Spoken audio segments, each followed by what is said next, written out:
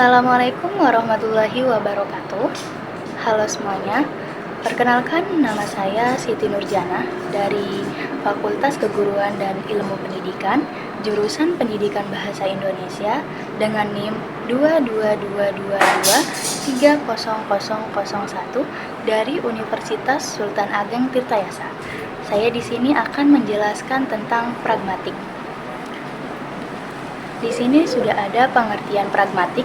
Yang pertama, menurut Rahardi 2005 halaman 49, pragmatik adalah ilmu yang mempelajari kondisi penggunaan bahasa manusia yang pada dasarnya sangat ditentukan oleh konteks yang mewadahi dan melatar belakangi bahasa itu. Yang kedua, itu ada menurut Wijana 2010 halaman 3 sampai 4 yang mengemukakan bahwa pragmatik adalah cabang ilmu bahasa yang mempelajari struktur bahasa secara eksternal, yaitu bagaimana satuan kebahasaan itu digunakan di dalam komunikasi. Jadi dapat disimpulkan dari pendapat tersebut bahwa pragmatik adalah cabang ilmu yang mempelajari dan mengkaji makna yang disampaikan oleh penutur atau penulis dan ditafsirkan oleh pembaca atau pendengar dengan melihat kondisi dan situasi konteks dalam penyampaiannya. Nah, di sini ada pragmatik memiliki cabang kajian. Nah, yang pertama ada diksis. Jadi diksis adalah cabang pragmatik yang mengkaji pergantian makna kata atau kalimat yang disebabkan oleh pergantian konteks. Nah, jadi berdasarkan konteks dapat memengaruhi makna itu. Dapat dibedakan diksis tempat, waktu, persona, sosial, dan wacana. Nah, yang kedua ada implikatur. Jadi implikatur adalah cabang pragmatik yang mengkaji makna konotatif. Yang ketiga ada peranggapan. Peranggapan merupakan sesuatu yang diambil oleh penyapa untuk dasar berpijak yang dipakai bersama-sama antar partisipan suatu percakapan. Oleh karena itu, pragmatik beranggapan dapat dipandang sebagai asumsi penyapa dalam membuat pesapa menerima apa yang dinyatakan penyapa. Yang keempat ada tindak bahasa. Jadi, tindak bahasa merupakan suatu kegiatan penutur menggunakan bahasanya dalam berkomunikasi. Yang kelima ada struktur wacana. Selanjutnya ada di sini konteks. Konteks bahasa adalah situasi dan kondisi pada saat terjadinya sebuah tuturan. Situasi dan kondisi yang dimaksud adalah latar belakang terjadinya komunikasi dan interaksi antar bahasa atau antar pemakai bahasa. Jadi saling sedang mengobrol atau berkomunikasi. Terus konteks sangat penting dalam pemahaman bahasa. Dalam kondisi tertentu, pemahaman bahasa tidak akan lengkap dan tepat jika konteks tuturan tidak dipahami. Hal itulah yang menyebabkan konteks berpengaruh besar dalam penentuan tujuan-tujuan berbahasa.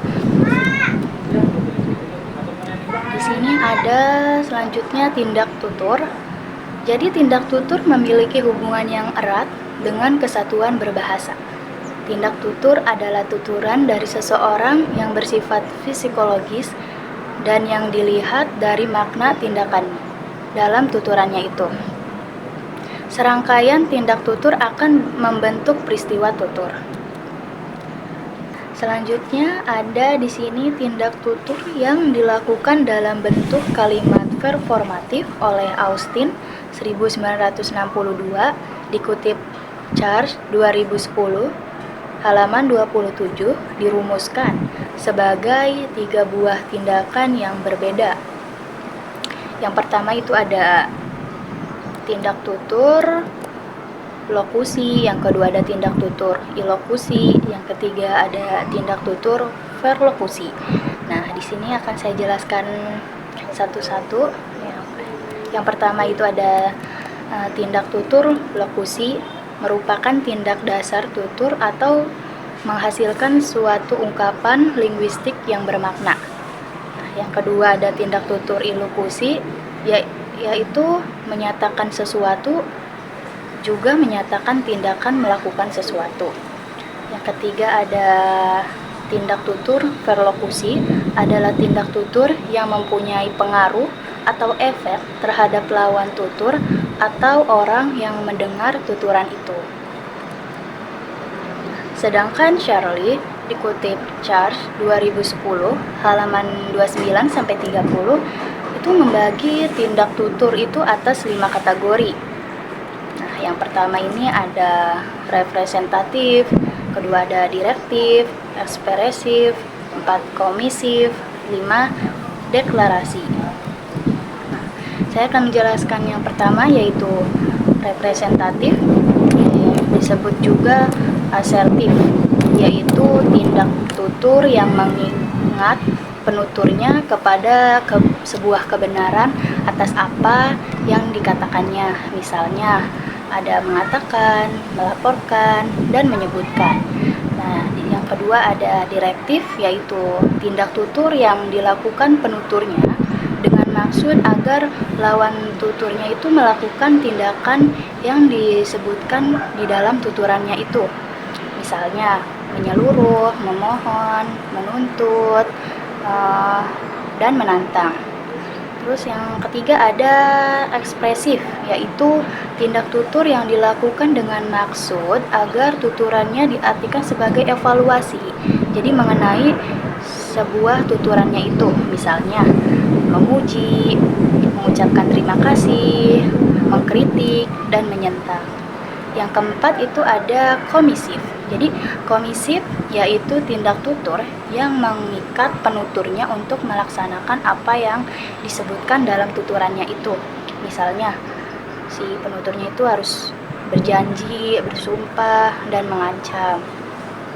Terus yang kelima itu ada direktif. Direktif yaitu tindak tutur yang dilakukan si penutur dengan maksud untuk menciptakan hal, status, keadaan, dan sebagainya yang baru. Misalnya ada memutuskan, membatalkan, melarang, mengizinkan, dan juga memberi maaf. Selanjutnya di sini ada tindak tutur langsung dan tidak langsung. Menurut Charge 2010 halaman 30, tindak tutur langsung adalah tindak tutur yang langsung menyatakan sesuatu. Jadi sedangkan tindak tutur tidak langsung menyatakan apa adanya, tetapi menggunakan bentuk tuturan lain. Nah, contohnya di sini ada, saya beri contoh 2. Yang pertama itu ada, Ibu, tolong belikan saya sepatu baru. Nah, tuturan tersebut adalah jenis tidak langsung. Terus yang kedua ada, Ibu, bisa tidak saya dibelikan sepatu baru? Nah, jadi yang kedua ini tuturan tersebut adalah jenis tuturan langsung. Jadi tuturan itu bisa menjadi tidak langsung jika maksud tuturan si anak ini hanya sekedar bertanya. Akan tetapi tuturan tersebut juga bisa menjadi sebuah tuturan tidak langsung jika si anak bermaksud meminta sesuatu kepada ibunya. Yang seperti tadi contohnya itu meminta sesuatu itu kayak, "Bu, bisa belikan saya sepatu?" Itu termasuknya jenis